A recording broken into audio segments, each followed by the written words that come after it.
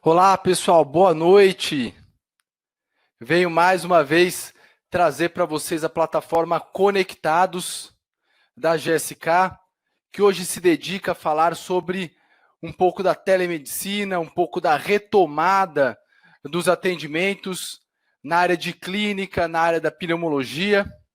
Trazemos dois convidados que eu já vou apresentar aqui para vocês.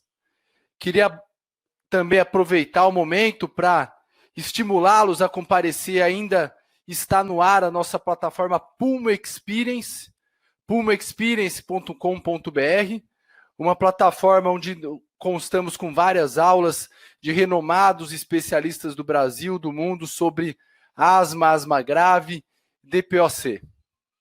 www.pulmoexperience.com.br. Então, uma plataforma dedicada aí a esses temas super importantes da pneumologia. E hoje, na nossa atividade, eu, Franco Martins, sou gerente médico da GSK, da área respiratória, tenho o prazer de contar com dois convidados especiais aqui da região de São Paulo, o Dr. Rodrigo Santiago, que é especialista pela Sociedade Brasileira de Pneumologia, pneumologista do Hospital São Luís, na unidade Anália Franco, aqui em São Paulo. E o doutor Rafael Faraco, que é pneumologista-chefe da equipe de pneumologia do Hospital São Camilo, unidade Pompeia, responsável pela equipe de pneumologia do Hospital São Luís, ambos especialistas aí pela nossa sociedade. Boa noite, Rodrigo. Boa noite, Rafael. Boa noite a todos. É um prazer estar aqui com vocês hoje. Boa noite, tudo bom?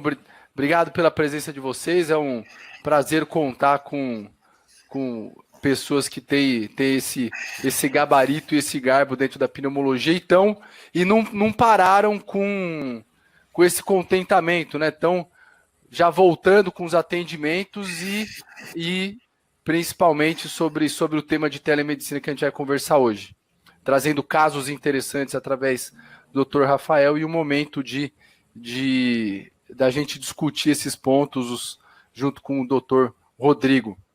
Rodrigo, a palavra é sua. Acho que você pode nos brindar aí com a sua apresentação. E aproveitando, o pessoal pode fazer perguntas aqui no chat, que depois a gente vai ter um momento de discussão. Vamos lá, então.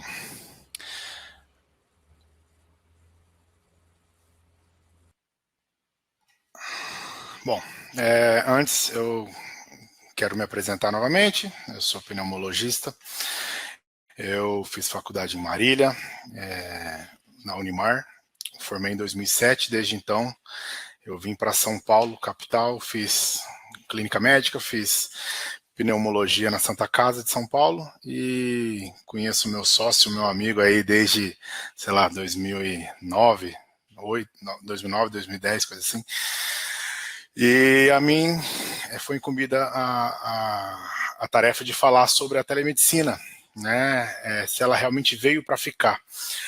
O intuito dessa minha apresentação é algo bem leve, realmente, bem fácil, bem palatável, para ser bem tranquilo para o pessoal poder tirar um pouquinho o asco que está do medo que a gente tem às vezes da teleconsulta, da telemedicina, né?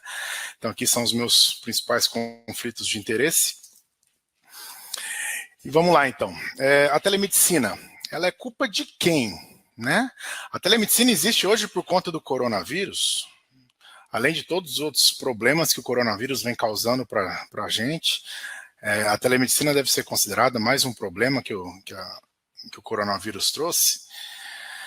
Lembrando que no primeiro ministro da saúde que a gente teve, né, o longínquo Luiz Henrique Mandetta, foi liberado através de um ofício com o CFM em caráter de excepcionalidade enquanto durar a batalha de combate ao contágio do Covid.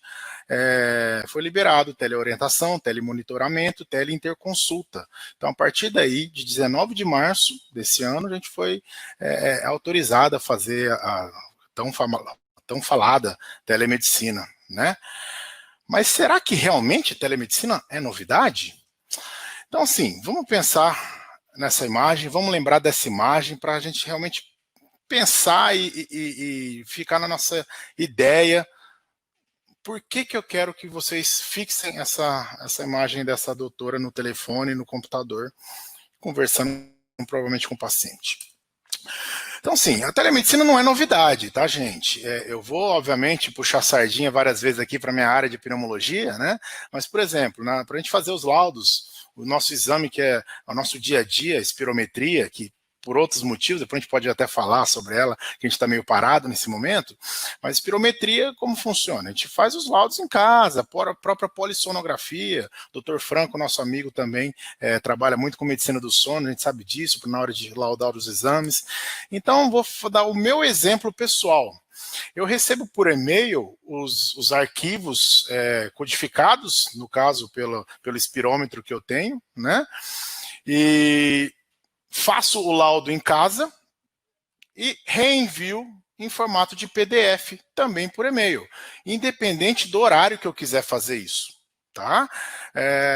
Isso não deixa de ser uma telemedicina. Polissonografia mesmo, né? Tão pouco falado, e deveria ser falado muito mais, né? A importância que é a gente fazer diagnóstico de apneia do sono, mas até para facilitar essa questão, quem tem ou quem já fez alguma vez o teste de polissonografia fora de casa, sabe toda a dificuldade que é dormir fora de casa, esse mundo de fio, e hoje em dia a gente tem a facilidade de fazer a polissonografia domiciliar.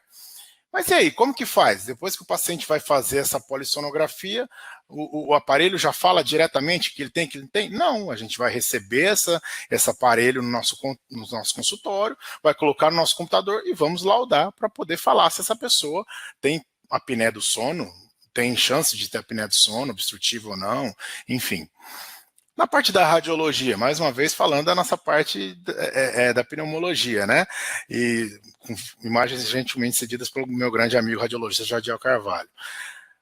Os radiologistas estão sempre fazendo assim, eles recebem as imagens, nem sempre estão do lado do paciente na hora de fazer o exame na tomografia, por exemplo, fazem um laudo e enviam para os serviços que vão ser necessários de imprimir ou encaminhar o paciente ao médico que seja. Então, é algo já bem corriqueiro, é algo já bem comum a telemedicina. Ela já existe há muito tempo. Vamos falar, hoje em dia a gente tem muito lista telefônica, acho que nem o pessoal do interior tem tanto isso mais. Então, a gente tem um site, eu estou colocando aqui o meu site, né? Eu tenho minhas redes sociais, meu Instagram, tem o meu Facebook, meu canal do YouTube. Através disso, o paciente pode nos procurar e pode nos encontrar para passar em consulta ou até para tirar dúvidas. A gente tem que sempre pensar na nossa responsabilidade no serviço de utilidade pública, né? E aí a gente vem aquela velha questão, né? Relembrando aqui o ícone do nosso humor nacional. Alguém já viu alguém pedir carona para um taxista? Ah, amigo, me deixa ali pertinho, é só 1 quilômetro, é caminho, não precisa pagar por isso, né? Não, já imaginou alguém fazendo um pedido desse, o Tuco que seja, ou qualquer outra pessoa fazendo um pedido desse por Agostinho Carrara? Então por que cenas como essas são tão comuns no nosso dia a dia? O médico, por um acaso, está de jaleco, ou está de branco, se for o caso, vai ali comprar um sorvete na esquina, ou vai comprar uma pilha para o seu oxímetro, que seja, ou vai ali na farmácia comprar um analgésico para melhorar a dor de cabeça dele, que seja. E aí vem algum paciente interpelar o paciente, o doutor. Ah, então, eu tô com uma dorzinha de cabeça, tem uns exames, o senhor pode dar uma olhadinha? Esse dar uma olhadinha, imagino que dê arrepios na nossa espinha de todo mundo, não é verdade? Isso é muito errado e é muito perigoso também, porque numa dessa, nós médicos estamos fora do nosso ambiente de trabalho, a gente não tem o prontuário do paciente, então não tem como lembrar tudo do paciente, a gente não está no nível de concentração adequado, isso pode gerar em orientações imprecisas, com possível diagnóstico equivocado e até levar a processos, né? Então, será que a gente já não tinha a telemedicina? E será que a gente já não fazia isso errado? Né? Então a grande dúvida é como fazer as coisas de uma maneira correta, como fazer as coisas de uma maneira bem feita e que dê menos risco às pessoas. Então a grande dúvida, será que já não tinha, a gente está fazendo isso errado? Vou dar alguns exemplos do meu dia a dia nas minhas redes sociais. Aqui é uma conversa com uma paciente, na verdade não é paciente, uma seguidora no Facebook, né? E ela veio perguntar, em 13 de maio de 2019, se alguém podia ajudar. Pois não, bom dia, doutor Rodrigo, pedi uma dúvida, pontadas abaixo do peito tem a ver com pulmão, é que tenho muita pneumonia repetitiva e fico preocupado. Aí eu respondi, sinto muito, mas é impossível responder essa pergunta de modo simples. Tudo depende. Pode ter relação com a pleura, pode não ter, pode ter relação com dor muscular, pode até ser de origem cardíaca. Então a senhora precisa realmente agendar com o pneumologista para realmente ser ajudada. Um abraço. E ela agradeceu, vou ver se eu marco uma consulta contigo. Falei, tudo bem, vai ser um prazer poder ajudá-la. Isso é muito importante, gente, a gente lembrar de como usar realmente essas mídias sociais de uma maneira elegante e ética. Nunca pode falar, marque comigo que eu vou te ajudar. Não. Você fala, procure um cardiologista, um clínico geral, um geriatra, procure um pneumologista ou procure ajuda médica, enfim. E no caso, ela falou que queria até marcar comigo. Tudo bem, vai ser um prazer ajudá-la. Isso foi 13 de maio de 2019. A mesma paciente não chegou a marcar consulta comigo, pode até ter marcado com outra pessoa, e veio um ano depois com uma nova pergunta, e no mesmo estilo, com perguntas específicas para ela, com coisas que ela estava sentindo realmente. Isso um ano depois. Eu já falei com toda educação possível que ela já saberia a resposta, que perguntas assim específicas não podem ser respondidas fora de consulta médica. E nunca as várias orientações que faço nas minhas redes sociais substituirão a consulta médica. Outra interação interessante do Facebook, isso aqui foi bem no início da pandemia e falando sobre grupo de risco, quem que faz parte de grupo de risco, quem não faz. É uma senhora muito simples, percebe-se até pela humildade da escrita da paciente, né? Doutores, eu sou hipertensa, mas a pressão é controlada, tenho 54 anos, corro risco? É uma pergunta genérica, a gente consegue responder, né? Então, sendo hipertensa, a senhora corre mais risco do que quem não é, mas a pressão bem controladinha corre menos risco do que quem está descontrolada. Mantenha sua medicação de controle em dia e siga as orientações de prevenção. Abraços. Não contente, ela começou a fazer várias outras perguntas. Falou que usa remédio para isso, remédio para aquilo. A mãe tem não sei quantos anos, a mãe tem isso, tem aquilo outro, e tem dinite, calmante, etc. Obrigada. Pode me responder isso? Não, né? Sinto muito, dona fulana, mas as orientações dadas aqui nunca substituem a consulta médica. Essas dúvidas todas a senhora precisa ver com o seu médico em consulta.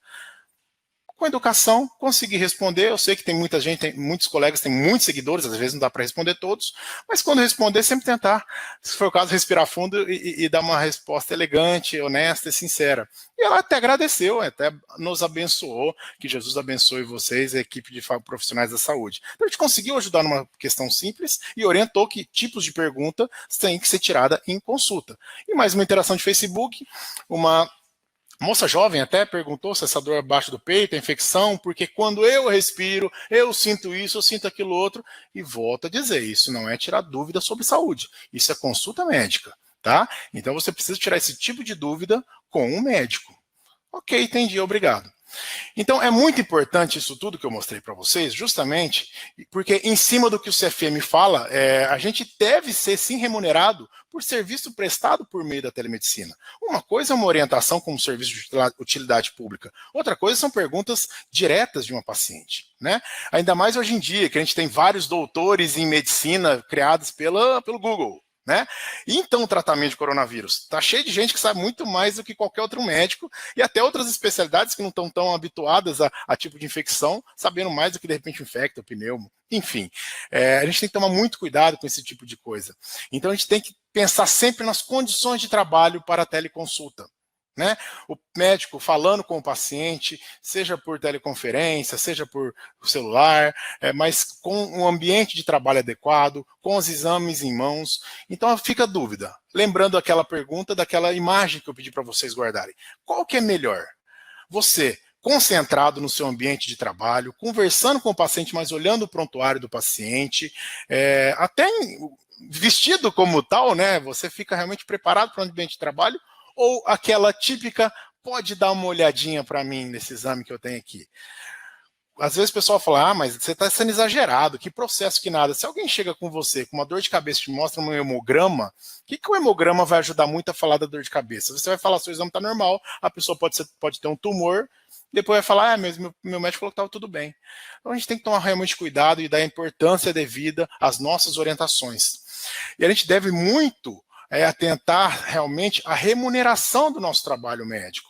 Hoje em dia teremos cada vez mais outros serviços oferecendo telemedicina e provavelmente com valores assim, ridículos. A palavra, infelizmente, é essa.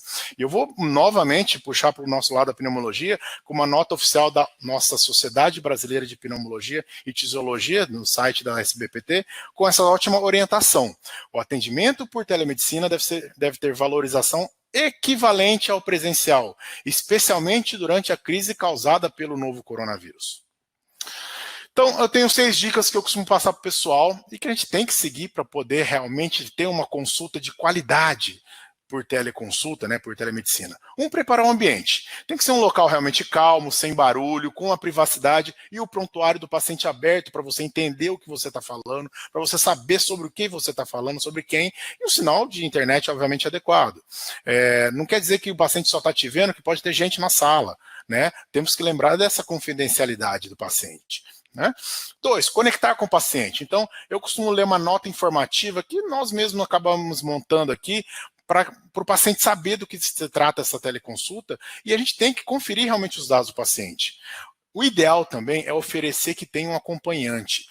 Se no dia a dia presencial já vale a pena ter um acompanhante, imagina por internet, às vezes a pessoa não escuta direito, mesmo por ligação.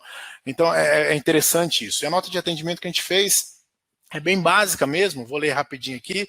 Então, sempre leio para o paciente antes de começar a consulta. Atendimento realizado em forma de telemedicina, haja vista a situação atual crítica de pandemia de Covid-19 e pesando-se os riscos-benefícios do atendimento remoto, já que o mais indicado é que as pessoas, principalmente as de grupo de risco, fiquem em quarentena em suas casas. Paciente ciente das condições atuais desse tipo de atendimento, sem a possibilidade do exame físico, tão importante no atendimento do pneumologista, porém de acordo conforme condições supraexpostas.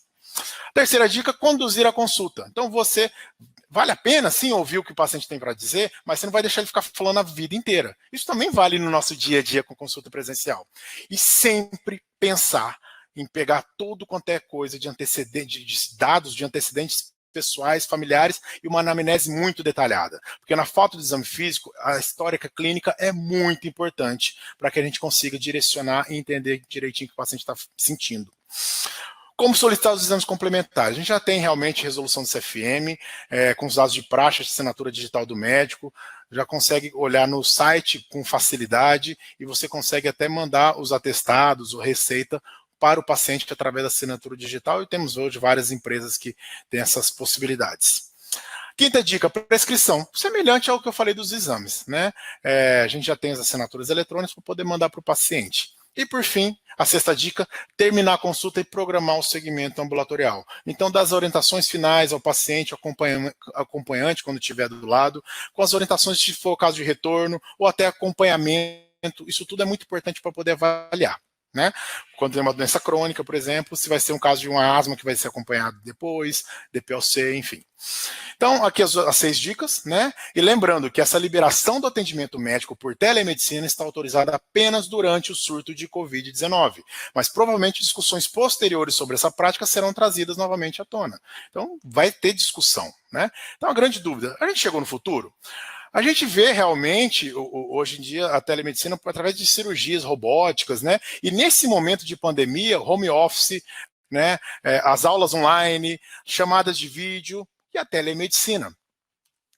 Mas será que esse futuro tem volta? Vamos lembrar do nosso filme de infância, né? De Volta para o Futuro, que hoje em dia a gente já tem os óculos de realidade virtual, que foram vistas no filme de Volta ao Futuro, no futuro.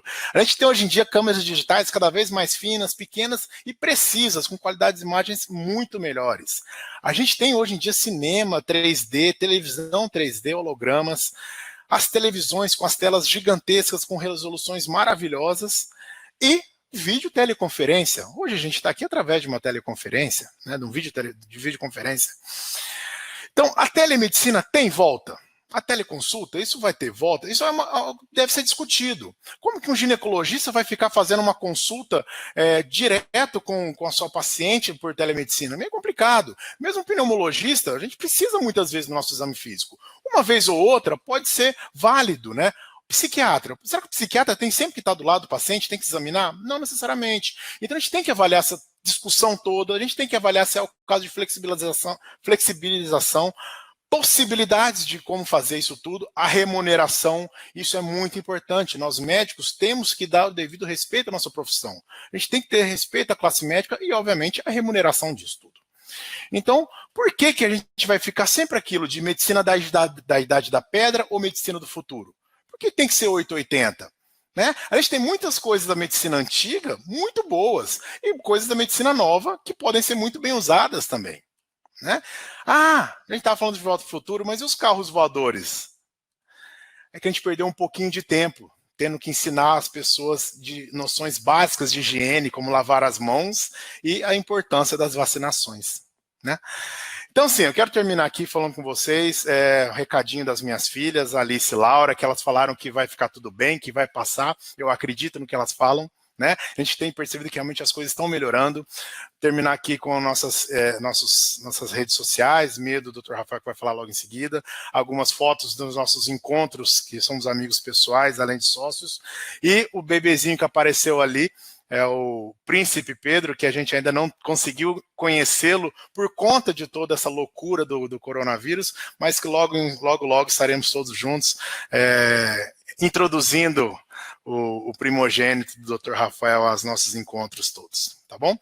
Então aqui eu termino minha fala com vocês, minha apresentação, agradeço a atenção de todos e temos ótimas palavras aí para ótimos casos clínicos para poder exemplificar através do Dr. Rafael.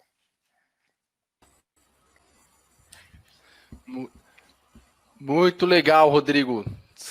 Sensacional esse fluxo que você descreveu para a gente aí, leva a gente a realmente fazer uma reflexão. Hoje, antes ainda um pouquinho de puxar para a apresentação do Rafael, mas eu pedi a opinião dele nesse contexto também. O seu paciente ligou para o seu consultório, Rodrigo e Rafael. Falou, quero agendar uma consulta. A partir daí, com o pneumologista, a partir daí, qual que é o fluxo que na prática vocês têm seguido depois dali, do começo até essa orientação, até o momento que o paciente sai ali do consultório? Bom, como a gente trabalha junto, somos sócios, primeiro a secretária pergunta com quem que quer passar, né? Às vezes foi indicado diretamente para algum dos dois. Caso não tenha nenhuma preferência, acaba indo conforme a agenda disponível mais rápido, né? Eu acho que o ideal é facilitar isso para o paciente. Mas, enfim, a gente ainda acredita que o melhor, sim, é o presencial. Né? A gente dá essa opção do que o paciente realmente ele vai ter um ambiente com o mínimo de risco possível de contaminação por conta do distanciamento de uma cadeira de outra. Na hora de que está aqui comigo, sempre, cada paciente que sai, o ambiente é higienizado com álcool gel, né? Hoje em dia a gente sabe que todo mundo usa máscara, isso deveria pelo menos, isso facilita na nossa prevenção, né? Dificulta essa contaminação. Agora, se o paciente está inseguro, aí a secretária dá a opção. Os doutores também fazem telemedicina. Se quiser, eles podem, a gente avalia um melhor horário para poder fazer esse tipo de atendimento. A gente tem feito, não tem como não falar, mas o aplicativo de mensagem, né, o mais famoso, que é o caso do WhatsApp, a gente tem feito por vídeo. Né? A gente faz esse atendimento por vídeo e faz o tempo que a consulta seria presencial, o tempo da consulta com o paciente por telemedicina, mas sempre faz o depósito antes, como deveria ser realmente um pagamento depois de uma consulta. Né? O paciente paga e aí vai passar em consulta conosco. Muito bem, como se fosse o paciente que deixa os dados da carteira do convênio de saúde também, né? Antes da consulta, para você ver se está dentro do rol que você aceita. E aí esse paciente ele recebe um link, quem que gera esse link? A secretária, você que gera, ou você pega o horário, né? Você falou que usa mais o WhatsApp. Então você separa aquele horário, eu queria que você comentasse um pouquinho sobre essa questão do ambiente. Então você fecha tudo ali, você coloca aqui esse seu headset, que cuidados e dados ali, pegando um pouco do que você falou nessa sequência aqui, se um colega queira amanhã aí seguir um pouco, se inspirar aí no Dr. Rodrigo, Dr. Rafael? Isso é muito bacana. A minha secretária, como a gente falou, a gente faz a ligação pelo próprio WhatsApp vídeo, tá? Então ela chega com o telefone na frente, o telefone do próprio consultório, fala: oi, sou a Ana Luísa, a gente estava conversando, sou o secretário do Dr. Rodrigo, agora eu vou passar para ele e você vai conversar com ele. E ela sai da sala. Ponto. Estou de sala fechada, de frente para o celular, né? Tem gente que usa outros aplicativos, existem também os prontuários eletrônicos que tem essa opção, tudo. Hoje em dia, a gente tem usado o WhatsApp até pela facilidade de ser gratuito, tá cheio de prontuário eletrônico que tem cobrado a mais por conta disso, e que não faria muita diferença por conta a gente está fazendo pelo vídeo do WhatsApp mesmo.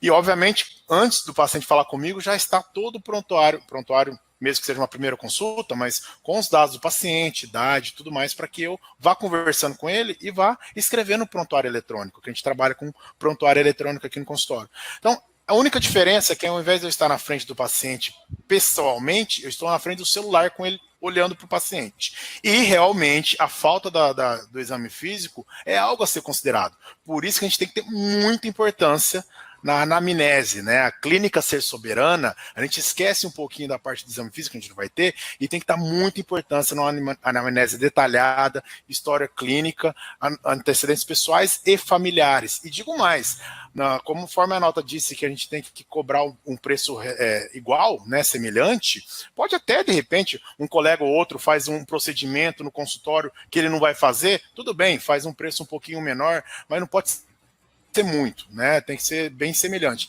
Agora, digo mais, a gente deveria cobrar até mais caro, porque a nossa responsabilidade aumenta. Concorda, Franco? Porque a gente perde o exame físico na hora de fazer a avaliação do paciente. Então a gente acaba correndo mais riscos e a gente tem mais responsabilidade em conseguir ajudar o paciente com menos dados. Então, em tese, deveria ser algo até mais caro, se a gente fosse pensar por esse ponto de vista. Mas é algo que tem que ser discutido realmente adiante. Como foi dito na resolução do CFM, está sendo feito durante esse período de pandemia. Vai voltar depois? Não vai? O ginecologista tem condição de fazer isso? O psiquiatra com certeza tem. O psiquiatra não precisa encostar no paciente, né? Então tudo deve ser muito bem avaliado. Nossa. Então, Rafael, queria suas palavras um pouquinho sobre esse tema aqui. Isso, na verdade, Franco, o Rodrigo falou do ponto de vista que a gente tem feito no consultório, né, no ambiente nosso do consultório. Eu vou fazer um paralelo aí de atendimento ambulatorial, que eu também trabalho no hospital, fazendo atendimento ambulatorial para esses pacientes pós-alta, ou inclusive paciente que, independentemente de internação, mas quis marcar uma consulta eletiva com pneumologista, tá? Então, é um serviço maior, obviamente, do que o nosso consultório.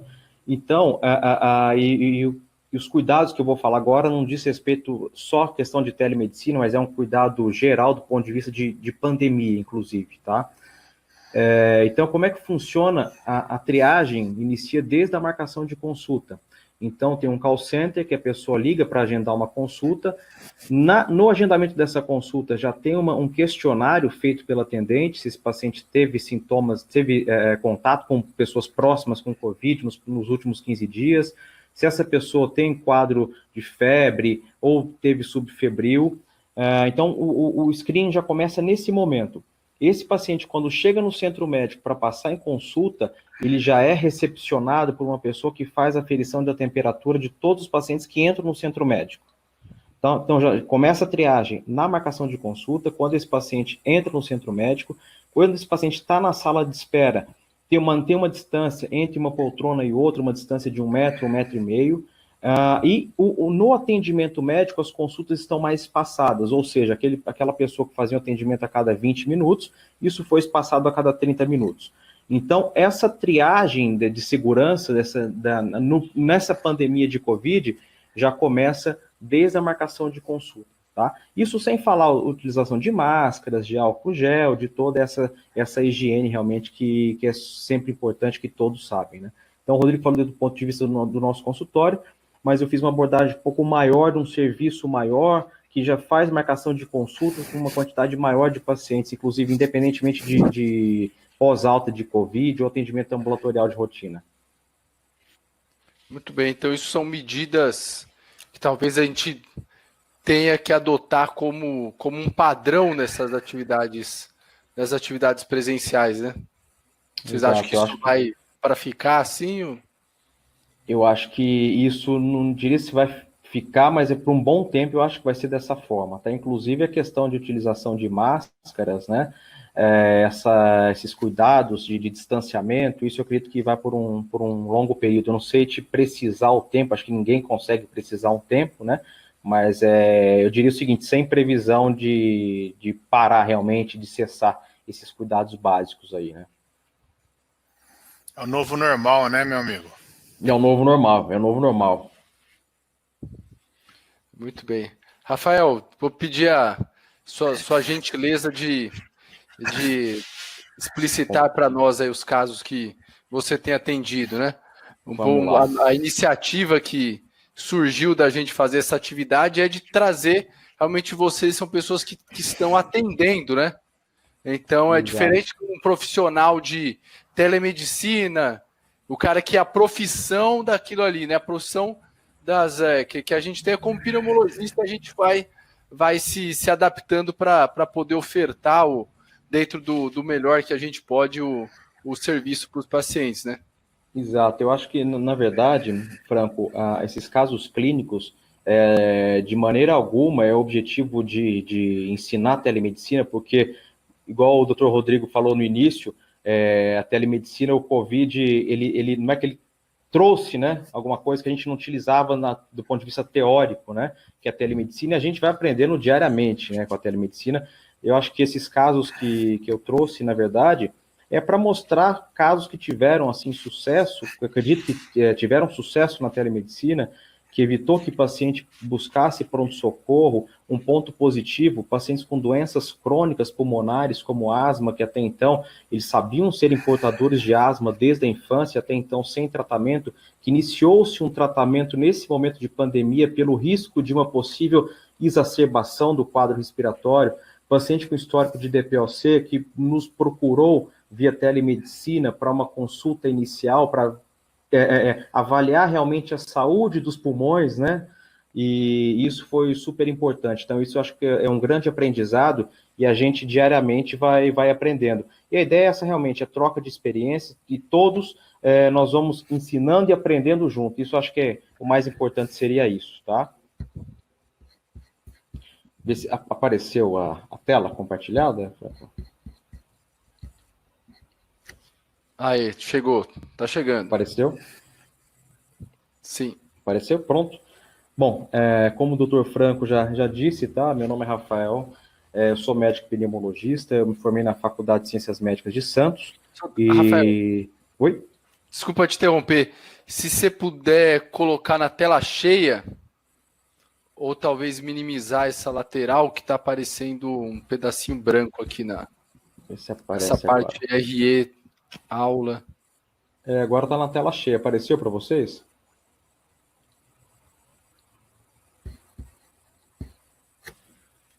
Ainda. Para mim aparece a tela cheia aqui, viu? Quer que eu passe o próximo? Para ver se... Pode, eu acho que dá para. Porque para mim, Franco, ele aparece cheio, a tela cheia, viu? Não sei se é alguma configuração. Também não sei. Talvez se a gente fechar e. Deixa eu tentar, peraí. De novo, abrir novamente.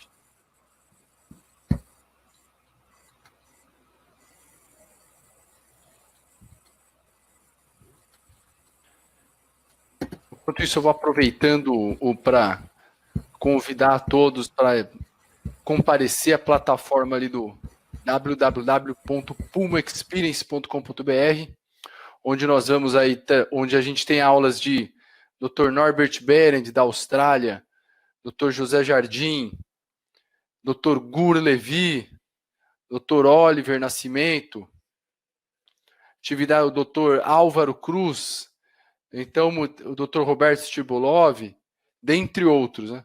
São vários momentos ali onde são discutidos o que está realmente de up-to-date dentro da nossa área.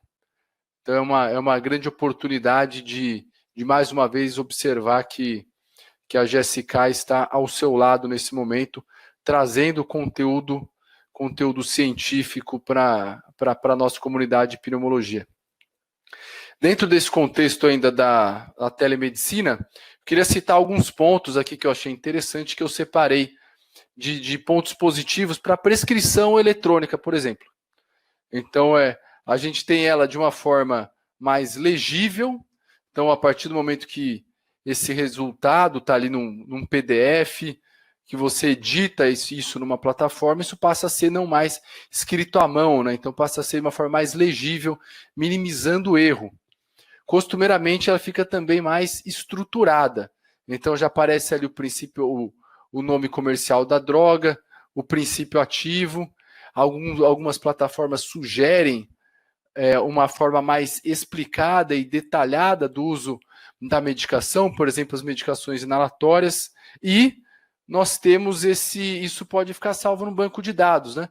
Assim como nós temos, por exemplo, aqui em São Paulo, o LME Fácil, uma plataforma um aplicativo, na verdade, onde você pode elaborar o receituário para o portador de DPOC de uma forma simples, isso passa a ficar ali registrado. Então, para uma nova consulta, onde talvez essa prescrição vai ser repetida, ou você vai adicionar um item somente, isso traz uma facilidade, né? Cai de 30 minutos de 2 minutos, né? A média que a gente tem observado. Outro ponto interessante que eu ressaltei aqui, que o doutor Rodrigo comentou, é a plataforma, né? Então, a gente tem essas possibilidades também, além da plataforma de mensagens, também de utilizar o agendamento com um link. Então, a secretária ela pode fazer o quê? Já fazer o agendamento do horário, isso é gerado um link, uma sequência de caracteres, ou que pode ser enviado diretamente para o paciente. Então, o paciente simplesmente clica e abre em outra tela ali. Qual que é a vantagem disso, dele abrir isso no navegador dele? De que, às vezes, no aplicativo de mensagem, fica aparecendo outra mensagem, notificações do celular ali no meio da consulta. Então, pode ser aí uma alternativa. Aqui a gente vai, então, dar o segmento junto com o Dr. Rafael Faraco, pneumologista, sobre casos aí que ele veio atendendo. E não vou dar spoiler aqui do Dr. Rafael, vou deixar para ele discutir os casos aqui. Eu não sei se aí está aparecendo agora. Aê, tá ótimo. Obrigado. Apareceu aí. Agora, estão vendo? Tá ótimo, pode seguir. Legal. Então, pessoal, meu nome é Rafael, eu sou médico pneumologista, eu trabalho em consultório e hospital, tá? Então, hoje 50% do meu atendimento 100% do meu atendimento é na área de pneumologia, e desses atendimentos, 50% é no âmbito hospitalar de pacientes internados e 50% paciente ambulatorial, consultório realmente, tá? Então, esses são os potenciais conflitos de interesse. Então, na verdade, a ideia é mais uma conversa realmente, né, de alguns casos nesse momento de pandemia que foram avaliados por mim, todos via telemedicina, tá? Então, eu coloquei esse primeiro caso, tá? Um paciente feminino, 35 anos, esse foi um dos primeiros casos que eu atendi via telemedicina. Uma paciente sem comorbidades, ela assintomática respiratória, e ela havia passado com um clínico, porque ela tinha um histórico de ter tido pneumonia há cerca de 3 anos. E o clínico pediu uma série de exames. Dentre esses exames, veio uma tomografia de tórax que aparecia micronódulos esparsos menor que 0,3 centímetro. Então, eu costumo brincar o seguinte: se todos os casos de telemedicina fossem dessa forma, era muito tranquilo, tá? Porque essa paciente me enviou o login e a senha pelo WhatsApp, eu tive acesso ao exame dessa paciente, eu avaliei o exame e orientei ela a repetir uma tomografia de tórax controle depois de 1 ano realmente. Só que não são todos os casos dessa forma, né? Os casos são diferentes, são muito heterogêneos. Esse segundo caso é um paciente masculino de 28 anos. Esse paciente ele já faz um acompanhamento comigo por asma, mais ou menos há uns 8 anos, que ele faz o segmento regular realmente, e a última consulta foi em dezembro de 2019.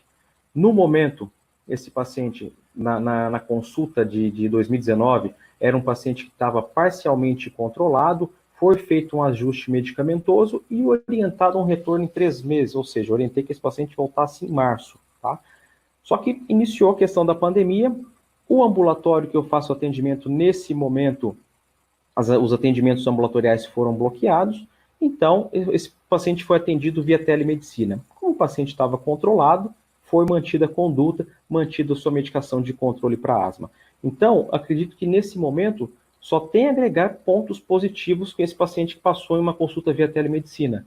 Geralmente o paciente asmático é aquele paciente que quando ele atinge o controle, ele acha que ele está, entre aspas, curado da asma, ele para com a medicação para controle. E na sequência ele pode ter uma crise, e mesmo se ele não tiver uma crise com tanta frequência, ele vai perder capacidade pulmonar, ele vai perder função pulmonar.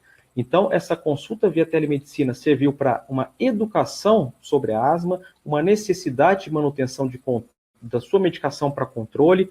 Geralmente, esses pacientes, eu sempre avalio como eles estão utilizando a sua medicação inalatória, sempre interrogo sobre fatores ambientais se está controlado. Então, serviu para uma educação em asma, serviu para enfatizar a necessidade de manutenção da sua medicação para controle. Só que nesse momento, eu optei por não fazer o step down, ou seja, eu optei por não reduzir a sua medicação para controle, porque foi uma consulta via telemedicina, o paciente estava controlado, início de outono, ia iniciar o outono nos próximos dias. Então, optei por não mexer nessa medicação e orientei realmente um retorno presencial no momento adequado e até lá manter essa medicação para controle.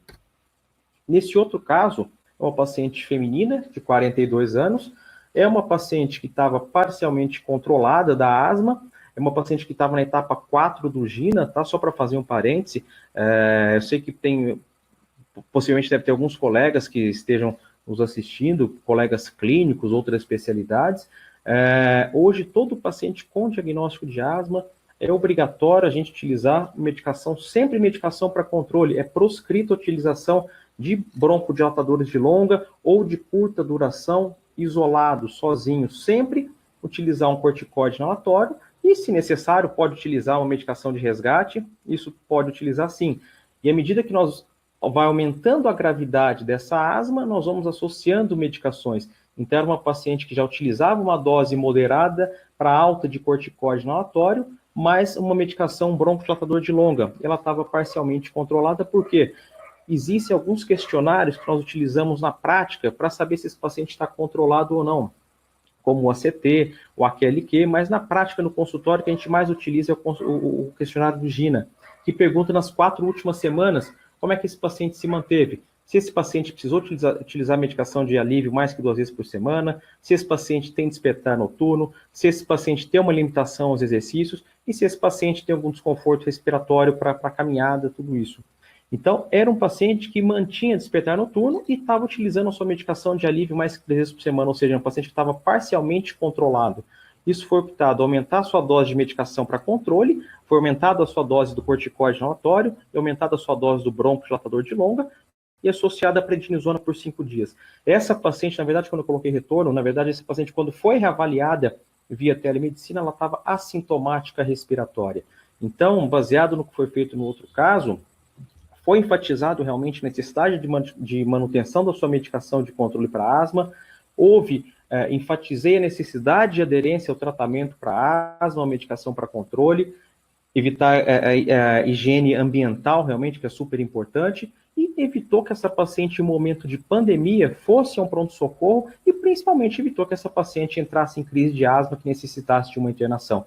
Então, ponto positivo para a telemedicina, serviu como orientação, serviu para enfatizar a aderência ao tratamento e evitou que essa paciente procurasse o pronto-socorro. Tá? Esse caso 4 é uma paciente também feminina de 36 anos, é uma paciente, quando ela marcou essa telemedicina, ela já tinha passado com outro pneumologista em 2016, foi prescrito na época a utilização de LAPA, que é um broncodilatador de longa, e corticoide inalatório em spray. Essa paciente ficou bem e disse que não utilizou mais a medicação. Conversando com ela, eu perguntei se tinha algum exame de função pulmonar, e ela me passou o login e a senha do laboratório que ela havia feito esse exame, e ela tinha uma prova de função pulmonar que mostrava um distúrbio ventilatório obstrutivo leve com resposta ao broncodilatador, ou seja, um quadro compatível de asma, com um quadro compatível de asma. Essa paciente já tinha ido no pronto-socorro previamente, foi feito corticoide endovenoso, mais medicação de alívio e houve uma melhora parcial. E no pronto-socorro orientado, olha, você precisa marcar uma consulta com o pneumologista. Quando ela marcou essa consulta via telemedicina, ela mantinha os despertares noturnos e estava utilizando medicação para alívio, média de 3 vezes por dia. Como essa paciente já tinha utilizado previamente em algum momento associação spray de LABA e corticoide inalatório, eu mantive essa medicação que até então já era conhecida para a paciente, aumentei inclusive o intervalo para de 8 em 8 horas e deixei corticoide sistêmico prednisona 40 mg por dia por 5 dias. Essa paciente, depois de uma reavaliação, essa paciente estava assintomática respiratória. Então, eu mantive essa dosagem de medicação formoterol e budesonida de 8 em 8 horas para essa paciente e orientei um retorno presencial em um momento oportuno. Ou seja, apesar dessa paciente estar assintomática, eu optei por não reduzir sua medicação, já que seria um momento realmente de uma paciente que precisaria de uma avaliação funcional, que vai precisar de uma avaliação clínica. Então, eu mantive essa medicação até o momento oportuno para uma reavaliação. Este outro caso clínico é um paciente com diagnóstico de DPOC, é um paciente masculino que ele já faz seguimento comigo há mais de 5 anos e é um DPOC controlado. Ele agendou consulta para fazer renovação de alto custo. Nesse período, da última consulta até essa consulta via telemedicina, ele não tinha procurado pronto-socorro, não tinha utilizado corticoide, não tinha utilizado medicação para alívio. É um paciente que estava controlado. Então, foi mantida essa medicação para controle e orientada uma consulta presencial em 90 dias. Ou seja, ponto positivo é para a telemedicina. Orientou da necessidade da aderência da medicação, de manter a sua medicação para controle e enfatizou, assim como ele utiliza a medicação para hipertensão, para ter o controle da sua hipertensão, a necessidade de manter a sua medicação de uso contínuo para o DPOC, independentemente de estar assintomático nesse caso. Então, esse outro caso é um paciente tabagismo, um paciente masculino. Ele marcou consulta comigo porque ele queria saber se ele tinha DPOC. Ele estava vendo TV e viu que pacientes com enfisema pulmonar era fator de risco para complicações caso fosse infectado pelo coronavírus. Era um paciente com histórico de tabagismo 40 anos máximo que tinha parado há 10 anos de fumar. Assintomático respiratório. Então orientei, olha, no momento oportuno vamos fazer uma função pulmonar e uma tomografia de tórax para avaliação pelo histórico de tabagismo e a função pulmonar para a gente ter um dado funcional. Inclusive, não achei necessidade nesse momento de fazer esse paciente sair da sua casa ou sair do seu isolamento assintomático respiratório para fazer exames eletivos, ou seja, o risco aí desse paciente sair de casa é muito maior do que o benefício realmente. Então, eu mantive essa conduta expectante e orientei, se eventualmente mudar o quadro, se eu iniciar com algum desconforto respiratório, com falta de ar, com tosse, chiado, desconforto respiratório, entrar em contato imediatamente. Nesse momento, eu mantive uma conduta expectante. Diferente desse outro caso, que é de um paciente masculino, 61 anos, paciente com histórico tabágico importante, ex-tabagista, 50 anos máximo, que ele tinha cessado o tratamento há 3 anos. Não tinha histórico, tinha parado de fumar há 3 anos. Não tinha histórico de asma, não tinha histórico de atopia ou de rinite alérgica e sem uso de medicações de uso contínuo. Ele vinha com uma história de tosse produtiva há 10 dias, com piora há 3 dias, associada à febre e chiado pulmonar. Ele tinha uma dispneia basal MRC de 2, ele se referia que há anos ele já tinha essa dispneia basal, só que havia piorado nos últimos 10 dias. Bom, paciente com histórico de tabagismo prévio, uma dispneia basal há mais de 2 anos, mantinha uma dispneia basal MRC2 há mais de 10 anos, com piora da sua classe funcional há 10 dias, associada a tosse, catarro e secreção. Quadro muito sugestivo desses casos de um paciente com DPOC exacerbado que não fazia uso de medicação. Nesse momento, eu iniciei uma terapia tripla com broncodilatador de longa, com corticoide inalatório e antimuscarínico, prescrevi antibiótico levofloxacino 7 dias, corticoide e inalação com SABA ou SAMA spray, se necessário.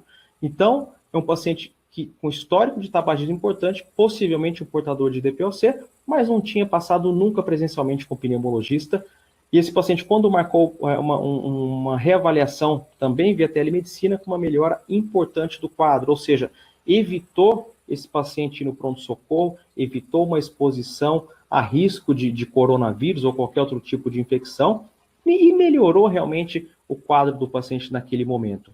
Foi orientado a manter a terapia tripla e orientado em um momento oportuno uma consulta presencial. Então, ponto positivo nesse caso para a telemedicina, porque paciente muito sugestivo de ser portador de DPOC, que já tinha uma dispneia basal prévia e com piora da sua classe funcional recentemente.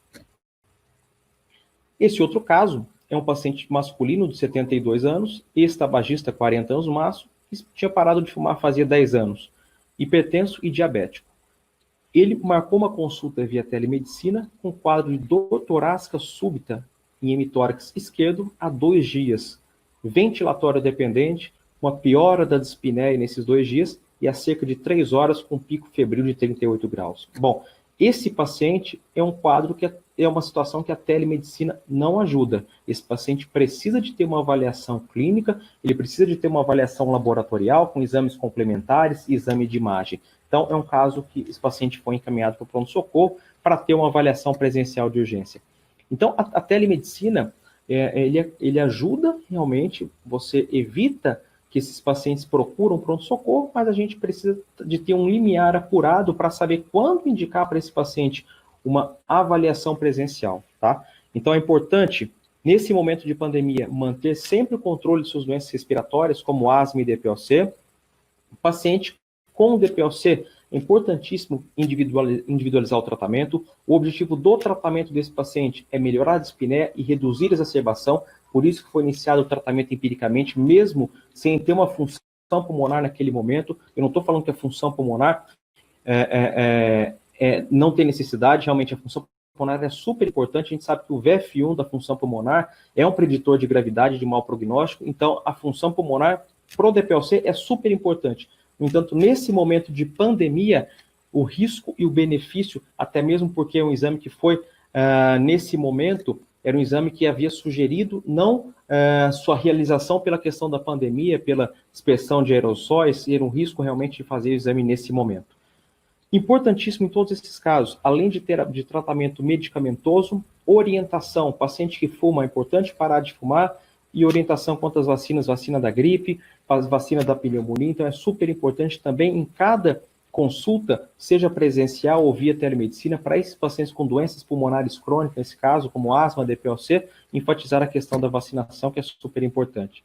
Então a telemedicina, em algumas situações, em época de pandemia, ela reduz risco de procura ao pronto-socorro, te dá a possibilidade de iniciar um tratamento específico e, consequentemente, reduz complicações inerentes àquele quadro clínico, e enfatizar para todos os pacientes que pós-término da pandemia, ou, inclusive, não diria término, mas assim, atenuação da pandemia, é fundamental uma consulta presencial, porque a consulta presencial é sempre soberana.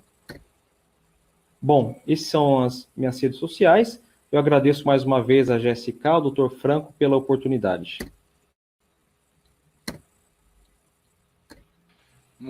Muito legal, Rafael. Muito legal. Achei super interessante esses casos que você trouxe para a gente.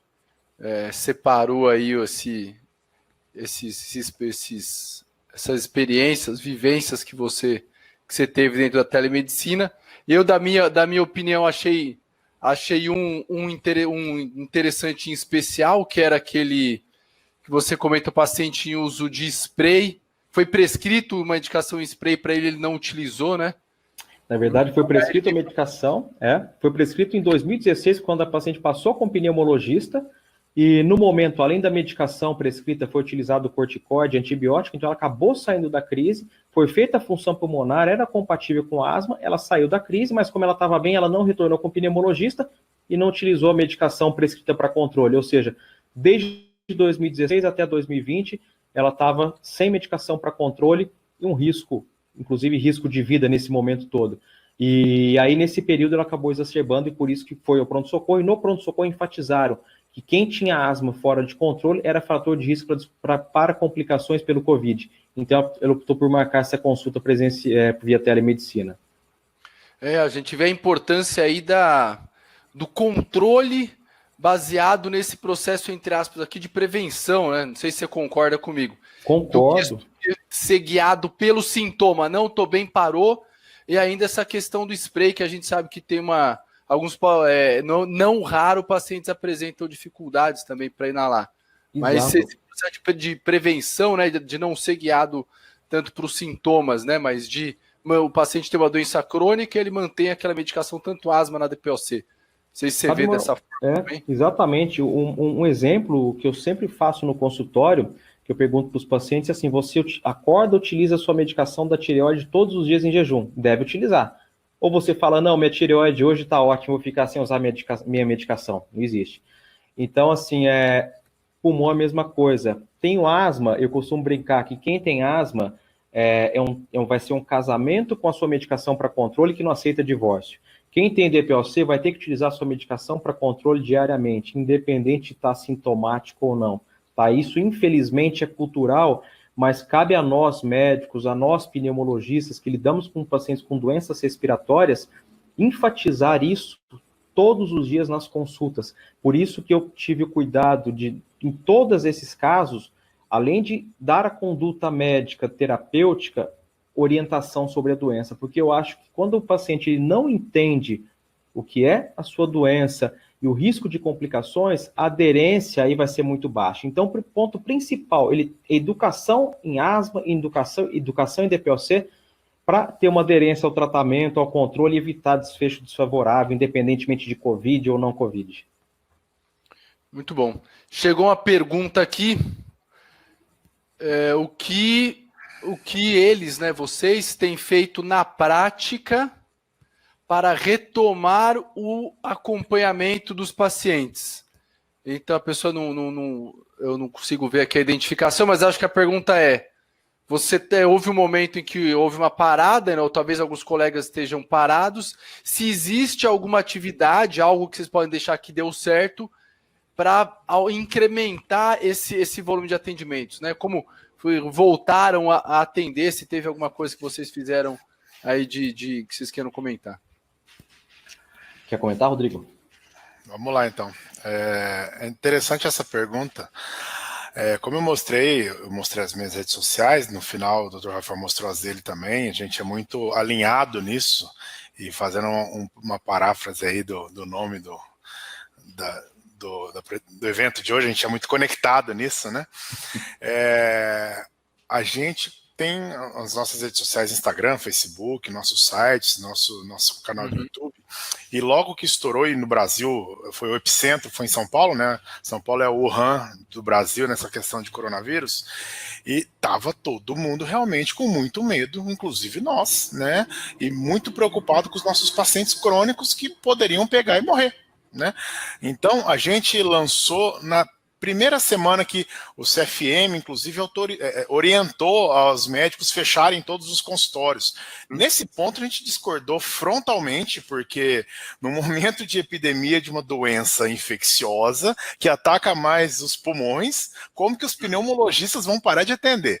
Se a gente fala para o pessoal tentar segurar um pouquinho para não lotar os prontos-socorros à toa, como que não vai ter uma consulta ambulatorial com o pneumologista? Então, a gente se colocou sempre à disposição de atender os pacientes desde o início, porém, a gente lançou, tanto nas nossas redes sociais, como eu estava falando, quanto por WhatsApp, disparo para os nossos pacientes todos, um textão, né, como a gente costuma falar, orientando aos pacientes que já eram crônicos, que estavam bem controlados e que teriam consulta para passar conosco de controle, não passarem nesse primeiro momento. E assim a gente fez o primeiro mês, tá? Um ou outro que era para ajustar uma coisinha ou outra, ou avaliar um exame, mandaram para a gente viu.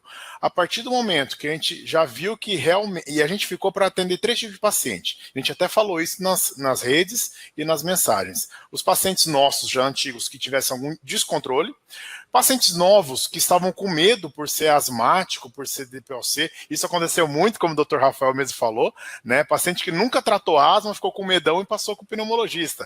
Paciente que nunca tratou enfisema, fui fumante, vou passar. Isso foi uma parte boa, né? São pessoas que hoje estão muito mais bem protegidas e controladas. E os pacientes com quaisquer sintomas gripais. né? Os pacientes de controle para acompanhamento, a gente orientou a evitar uma consulta apenas para controle, apenas para acompanhamento. Passou mais ou menos um mês e meio, né, Rafael? A gente já viu que realmente já tínhamos algumas orientações quanto à máscara, quanto a distanciamento das cadeiras, né? Não ficar um paciente do lado do outro, o lance de agendamento também, e a gente já retomou o atendimento e mandamos novamente mensagem, tanto por disparo pelo WhatsApp, quanto pelas nossas redes sociais, orientando que estávamos já atendendo todos os pacientes e com a opção da telemedicina. E aí muitos desses optaram por passar com telemedicina conosco, né? Então acho que foi importante a gente ter esse contato com o paciente, né? O Rafael falou muito bem de medicação, dispositivo também.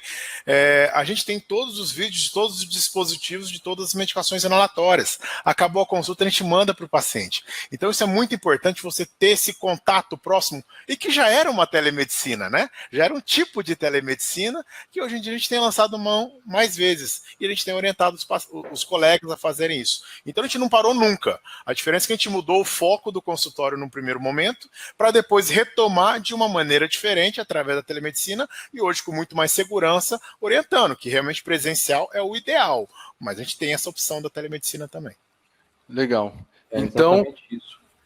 E eu acho uma coisa importante também, só para enfatizar, a gente tem que saber o limiar entre o risco da pessoa sair de casa e o risco dela deixar de ser atendida e manter sua doença controlada. Então, o que acontece? Às vezes, a pessoa fica com medo de sair de casa e passar com o seu médico, seja lá pneumologista, ou seja, tem alguma doença crônica que acompanha com o seu clínico, com o seu cardiologista, e chega muito descompensado para internação no pronto-socorro. Então, eu converso com colegas, inclusive da área da cardiologia, que tem alguns pacientes que chegam agora no pronto-socorro, no início da pandemia, com 4, 5 dias de evolução de infarto, né? A mesma coisa aconteceu com a gente, paciente que chega com quadro de DPOC muito exacerbado pelo receio de passar com o seu pneumologista, de manter o controle da sua doença crônica. Então, o risco de você passar, mesmo presencial com o seu médico para controle, em alguns casos, é muito menor do que o risco de complicação de uma exacerbação da sua doença que precisa de uma internação. A gente não pode esquecer que o paciente com DPOC, quando ele exacerba, o risco de mortalidade dele daquele ano aumenta bastante. Então, assim, o que a gente mais precisa no DPOC, nesse caso, é reduzir a exacerbação e no paciente com asma manter o controle da asma realmente. Legal, foi exatamente essa pergunta que chegou aqui, Rafael. Eu acho que você citou um pouco do caso aqui, mas a pessoa perguntou. Paciente que não está controlado com a terapia atual, não falou a terapia, né? De DPOC. E apresenta sinais de exacerbação. Você altera essa terapia via telemedicina? Essa pergunta é bem importante, porque eu mostrei alguns casos, eu tive até alguns casos dessa forma, porque eu mostrei alguns casos de paciente que eu otimizei a medicação e optei por não reduzir. Isso eu não, mas o oposto eu sempre faço. O paciente que está utilizando uma medicação para controle e não está controlado, eu acrescento medicação. Se o paciente controlou, eu não vou reduzir essa medicação via telemedicina, eu vou querer uma consulta presencial para reavaliar esse paciente, para examinar, para complementar com algum exame. Mas aumentar a medicação, sim. Reduzir medicação para controle telemedicina, eu não tenho segurança para fazer isso. Você acha que o dispositivo faz alguma diferença nesse momento de que você não pode ensinar o paciente presencialmente, de alguma forma? Faz. Essa paciente da asma, na verdade, quando a segunda paciente que já teve um diagnóstico de asma em 2016, foi prescrita a medicação e ela não utilizou, mas ela sabia como que utilizava, porque quando ela passou com pneumo presencial em 2016, ele já havia mostrado para ela. Então, eu optei por manter essa mesma medicação porque ela conhecia. Mas, igual o Rodrigo falou, independentemente da paciente conhecer ou não, a gente tem os vídeos de todos os dispositivos no consultório. Então, isso facilita via telemedicina. Então, o paciente passa com a gente, eu prescrevo a medicação e peço para a secretária encaminhar para o WhatsApp do paciente, o Rodrigo faz a mesma coisa, o vídeo daquele dispositivo. E deixa à disposição, se tiver alguma dúvida, para entrar em contato com a gente, que a gente orienta realmente. Então, é uma mensagem super importante da questão de dispositivo, a gente, pneumologista, é ter um vídeo para esses pacientes. Independentemente de pandemia ou não, esse paciente precisa ter um vídeo explicativo. Hoje é fácil, você fala, bom, mas é fácil, eu vou entrar no Google, digito lá, aparece. Mas tem muitos pacientes idosos, às vezes, que não tem essa iniciativa. Então, você entregar o vídeo pronto e falar assim, olha, vou mandar no WhatsApp da sua filha, já orienta a filha, e a filha abre e mostra para o paciente, isso é fundamental, e eu acho que já é meio caminho andado no tratamento de doença respiratória que precisa de dispositivo inalatório. Muito, gostei muito dessa ideia, né? Porque a gente, às vezes, que tem um contato com o mundo corporativo, chama isso de CRM, né? Customer Relationship Management, né? Que nada mais é do que o quê? É o pós-consulta. Sua consulta não acabou ali, né? Então, depois que o paciente fecha a porta, você ainda pode, por exemplo, a gente tem dentro da GSK ali um panorama RESP para o paciente com DPOC, onde você tem esses vídeos, citando de exemplo, né? Mas você tem, pode ter enviar esse conteúdo, né? Então, é esse manejo desse pós-consulta, né? Exato, eu acho que isso é fundamental, né? Isso serve na educação, né? Da necessidade de a educação. Igual eu falei, depende muito da aderência, ela está totalmente condicionada e tem uma relação direta com a educação. Se o paciente não entender a necessidade de utilização da medicação de uso contínuo, ele nunca vai ter uma aderência ao tratamento realmente. Isso é muito bacana, porque hoje em dia a gente consegue, às vezes, estar na televisão, ou ter um vídeo ou outro, mas não adianta aparecer na televisão e pronto, de repente é bom para o ego de um colega ou para a vaidade de outro, e não usar isso realmente como informação pública, né? Então, muitas vezes o paciente sai da minha consulta, eu já mando mensagem para minha secretária, fulano de tal, senhor João, vídeo do dispositivo X, vídeo do enfisema, que tem uma participação que eu e o Rafael fizemos num programa de televisão falando sobre enfisema pulmonar, vídeo do contato do desconto da medicação tal, para realmente, é como você mesmo disse, Franco, para ter o pós-consulta. Eu até brinco, de asma eu acho que tem uns 3 participações de televisão que eu mando pro paciente, até falo, você tá com tempo, você vai ver 3 vídeos aí de asma para você entender direitinho como você pode ter uma vida totalmente normal e se você não tratar direitinho os riscos que isso pode te levar, né? Então, a gente tem que começar sim a usar a nossa tecnologia. Meu pai é pneumologista no interior, em Barretos, e quando eu mostrei para ele todos os vídeos de todos os dispositivos, ele achou fantástico. Eu pensei, ele vai torcer o nariz, e ele achou fantástico, já mandou para a secretária, porque isso faz diferença, né, gente? E como o Rafael falou, quem quiser entrar, é só olhar os nossos sites, nossos canais do YouTube, tem todos. Mas um idoso nem sempre vai conseguir nem entrar, nem digitar, nem ter não pensar em entrar, né? Então, você deixando com o filho, com a filha, com alguém que está do lado, até ele pegar o jeito, né, de qualquer dispositivo que seja, ou mesmo para fazê-lo realmente ver a importância que é o tratamento da sua doença, ele entender direitinho, porque você fala 15, 20, meia hora, às vezes 1 hora você gasta uma consulta, e o paciente nem sempre absorve tudo. Mas se ele tem aquele videozinho para ver de novo, isso impacta bastante. Então é importante a gente saber das nossas obrigações e da nossa importância de poder orientar a população. Muito bom. Aliás, você médico que está aí na sua casa, no seu sofá, pode pedir para o seu representante da GSK que ele te envia também todos os contatos para você ter acesso ao dispositivo Ellipta. E chegou uma pergunta aqui também nesse sentido, né? O desafio, vocês comentaram, né? Estou encurtando aqui a pergunta, o desafio de acompanhar pacientes idosos com o perfil de DPOC.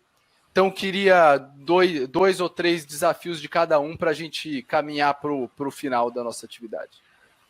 Esse desafio, Franco, está relacionado à telemedicina ou no geral? E eu diria de modo geral, assim.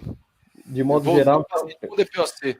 Eu vou começar a contar, até falei para o Rodrigo desse caso, uma das primeiras avaliações que eu fiz via telemedicina foi uma paciente com DPOC, realmente, e o marido estava junto.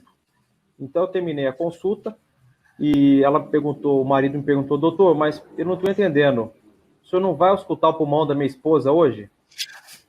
Então, uma consulta via telemedicina. Eu falei, bom, essa é uma consulta via telemedicina, que eu tinha orientado para o senhor que não tem como fazer exame físico. Mas de qualquer forma eu estou no consultório até umas 6, 7, pode trazê-la que eu avalio. Então ele acabou entendendo que era via telemedicina, que não tinha como você fazer o exame físico. Então isso é um dos desafios, né? Da informação, do entendimento realmente da proposta, desde da consulta, né? E um outro desafio importante que eu percebo é a questão da medicação, né, da utilização de medicação inalatória, do tipo de dispositivo, como você disse no início, tá? Isso é importante no paciente idoso, né? E o paciente idoso geralmente é um paciente polifarmácia, polimedicado. Então, ele utiliza sua medicação para hipertensão, para o diabetes, para o colesterol, mas quando você prescreve uma medicação inalatória, ele entorta o nariz. Bom, doutor, mas uma outra medicação, mas qual horário que eu vou utilizar essa medicação? Não tenho tempo. Minha vida é só tomar remédio. Então, isso é um dos maiores desafios. E para ele entender isso, cabe a nós explicar para o paciente, e se o paciente não tiver um entendimento da doença, sempre um familiar junto. Sempre um familiar junto. Então, acho que o maior desafio aí, e não só do ponto de vista de DPOC, de asma, mas do contato com o paciente no dia a dia, é o entendimento realmente das pessoas. Só que esse entendimento depende de nós médicos. Nós temos que ter a paciência, o cuidado de sempre orientar o paciente e pensar que o paciente é sempre leigo, né? Sempre leigo, e às vezes faz uma pergunta, você fala, essa pergunta de novo, eu não estou entendendo. E para ele tem importância. Cabe a você realmente sempre orientar.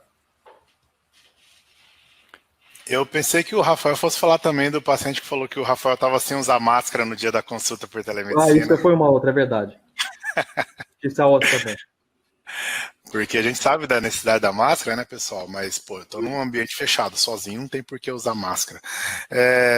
Interessante essa pergunta de desafio. Como a gente já falou exaustivamente quanto aos vídeos dos dispositivos, eu quero até mandar, tem ótimos representantes na GSK, mandar um abraço especial para o Gianni, que foi quem eu mais... Nossa, eu enchi a paciência dele pedindo esse vídeo, ele conseguiu pra gente o vídeo aí do Elipta, tá? Então tem que dar o mérito a quem realmente me ajudou nessa questão. E é interessante também porque no momento, olha só, não só pela telemedicina, mas no momento presencial que a gente está vivendo, a gente está de máscara. Algumas vezes eu atendo de máscara e face shield. Então como que eu vou pegar o dispositivo, que eu tenho todos os dispositivos aqui, para mostrar para o paciente pela boca? É complicado. Não dá para ficar também tirando toda hora a máscara, tirando tudo, desparamentando na frente do paciente para fazer isso, né? Então é uma coisa a menos que a gente tem para fazer. Então, mais uma vez, se mostra a importância de ter todos esses vídeos dos dispositivos. Então, é uma dificuldade também. E uma vez também, uma dificuldade que eu tive com um paciente de DPOC na telemedicina, e o lance de ser DPOC pela própria idade. Poderia ser uma asmática velhinha, mas era uma DPOC e não dava certo de jeito nenhum. Eu tentava falar, mas ela não está escutando. Ela olhava, não entendia. E a filha do lado, ainda bem. Isso fez uma diferença grande, inclusive faz parte das 6 dicas ali que eu orientei. Sempre tentar deixar alguém do lado. E aí eu, pelo menos, olhei a velhinha, as condições dela, né? E a grande maioria das dúvidas e das informações vieram da informante, né? Não é, lembrando a anamnese na faculdade, né? Na semiologia e na propedêutica, informante relata, virou uma consulta pediátrica praticamente, né? Porque a filha falava, minha mãe tá assim, tá assado, tá assado. Aí eu, às vezes falava, fala com a dona fulana aí, tem isso às vezes? Tem, meu filho, aquelas coisas difíceis de entender, mas é uma dificuldade. E se eu não tivesse uma pessoa mais espertinha, digamos assim, ou mais jovem, mais habituada, teria sido por água abaixo uma telemedicina, que o paciente gastou um dinheiro e ia sair insatisfeito, né? Então isso tudo é muito importante, você explicar, né, e para poder deixar tudo muito bem orientado, e saber desviar dessas dificuldades que a gente tem para poder ter um sucesso no final, que é o paciente bem. Muito bem. Quero mandar um abraço aqui pro meu amigo Ramiro Sienra, lá de São José dos Campos. Mandou aqui, tá parabenizando vocês aqui por dividir esse conhecimento. Meu amigo lá da época de INCOR. E vou pedir as últimas considerações, Rafael, e novamente agradecer a sua participação. Bom, Quiser deixar de novo as redes sociais aí pro pessoal, seus contatos. Antes de mais nada, eu agradeço a Jessica, agradeço ao Dr. Franco pelo convite, tá? E eu acredito que, nesse momento, a telemedicina, não sei responder se me perguntarem, será que veio para ficar? Acho que a gente não tem essa resposta. Só sei que, em vários casos, né, mostrei alguns aqui, a telemedicina ajudou bastante e evitou que esses pacientes procurassem o pronto-socorro, iniciou um tratamento adequado, uma medicação para controle adequado em paciente até então sem medicação para controle, ou que utilizava a medicação e estava parcialmente controlado, e achava que era normal sentir falta, ter asma e ter falta de ar, ter asma e chiar o pulmão. Então a telemedicina serviu, junto com essa questão da pandemia de Covid, para orientação sobre a necessidade de adesão ao tratamento e utilização da medicação para controle. Então, isso são pontos positivos, e eu costumo ter uma segurança, passar... Outro dia me perguntaram, bom, quais são os pacientes que você sente segurança em atender via telemedicina? E eu acredito que são aqueles pacientes, eu faço o inverso, que se eventualmente, igual o Rodrigo mostrou no começo da aula, te ligasse para fazer alguma pergunta via telefone ou por WhatsApp, você sente segurança em orientar esse paciente por telefone? Então, é um paciente que é candidato à telemedicina. Aquele paciente que você não sente segurança e orientar por telefone ou por WhatsApp, é um paciente que vai precisar de consulta realmente presencial. E a gente vai aprendendo um dia após o outro, e vai ensinando e aprendendo com os outros colegas também. Agradeço mais uma vez. Bom, mais uma vez eu também agradeço o convite de vocês, tá?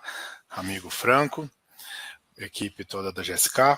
Foi um prazer estar aqui com vocês para falar um pouquinho sobre esse tema que realmente cria um certo asco, né? A gente sabe que temos problemas de remuneração na classe médica, principalmente por conta da falta de dar a devida importância às orientações e às condutas que a gente dá. Se a gente erra, pode ter desfecho trágico, né? Então, a gente tem que dar o devido respeito. A gente já sabe que temos muitos convênios, a gente tem muitos planos de saúde, tem as clínicas populares, todo mundo é honesto, todo mundo tem que ganhar seu dinheiro honesto, suado, mas a gente tem que tomar cuidado demais para também não cair em algumas armadilhas. Como eu falei, é verdade, gente. Se a gente for olhar, a responsabilidade que a gente tem numa telemedicina é a mesma de que se tivesse ao vivo e a cores, e detalhe, sem o exame físico.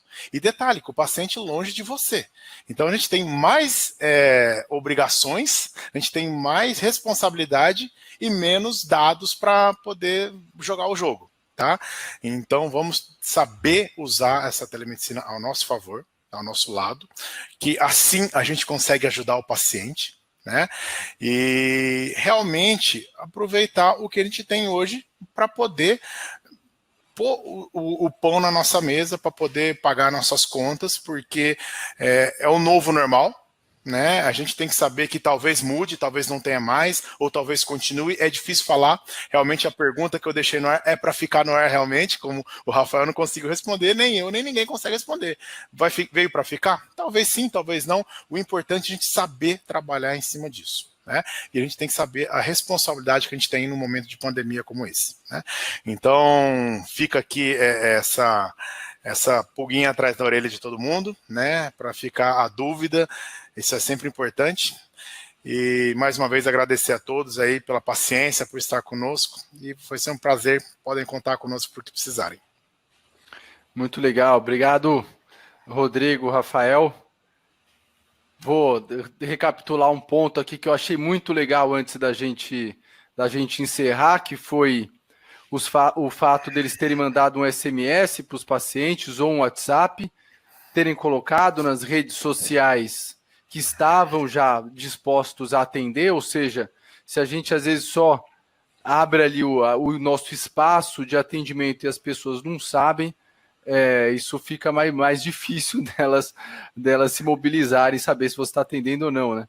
E esse explorar, no bom sentido, a presença ali da secretária, tranquilizando e trazendo pontos não a mais e não a menos desses riscos envolvidos e levantar essa possibilidade do atendimento à distância quando o paciente não quer se deslocar, e caso ele queira se deslocar, ele esteja tranquilo nesse ponto de vista de que terá os benefícios que ele sempre conheceu, e que a clínica está preparada ali, como o Dr. Rodrigo e o Rafael comentaram, com medindo a temperatura, com álcool gel e com o distanciamento ali na sala de espera. Para mim, como realmente clínico, pneumologista, foi o que me chamou a atenção de pontos muito positivos, além desse pós-consulta que o Rafael e o Rodrigo comentaram, que é o que a consulta não terminou ali. Então, que necessidades tem ainda o meu paciente quando terminou a minha consulta, né? Então, muito obrigado a você que ficou até esse momento. Ainda há a possibilidade também de entrar na plataforma do Pulmo Experience, e até a próxima. Muito obrigado. Tchau, tchau. Obrigado.